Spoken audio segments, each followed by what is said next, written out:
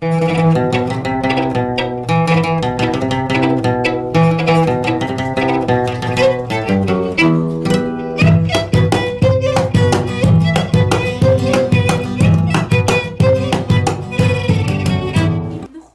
خود بخندیم، بر دیگران هم، بر خاکدان هم، بر کاهکشان هم. بر این بخندیم، بر آن بخندیم، از دل بخندیم، از جان بخندیم.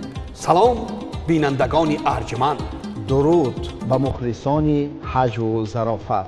اینک برنامه نوی شکرخند را پیشکش شما میگردانیم. شما باشد تماشا کنید و حلاوت ببرید. سعید جان، بله، نظر شما با بعض جوانهای حاضر زمان نسبت حرمت کلانسالان چقدر است؟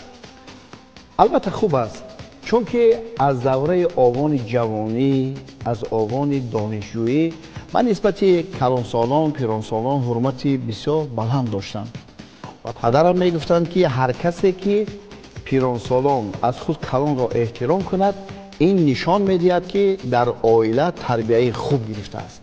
اما من خب با بعضی جوانها حاضر زمان باوری ندارم. چرا؟ با فکرم که یگان کس سخت رنجان دیده است. چی؟ مرحمت بینید.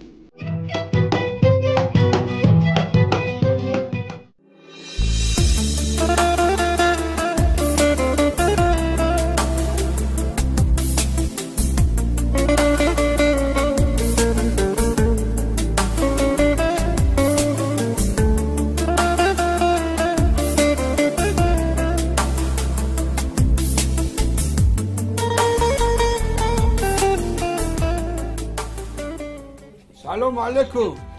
علیکم السلام بابا. بچه من پاهم سوخته است. پاهم سوخته است بچه.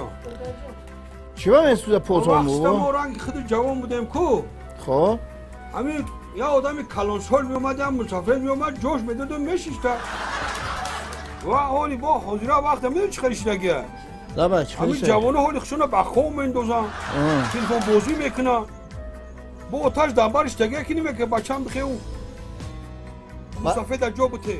مرا اتام گذشتگه بابا. وقتی جوانو را جا میداده نه دوره بچگی توندم. کلانسالا را جا میداده. کلانسالا را جا میداده. مسافر را کلانسالا را جا میداده میشتن. حاضره وقت هم جوانو چخلیش نگه فقط تلفن نگاه میکنن و کلانسالا نگاه نمیکنن چی کفای دوالوی سر رو. انا فهمیدم برای چی پوتون میسوزن. برای چی؟ وقتش ده اینمو کلانسالا را جا دادن در کار نبود.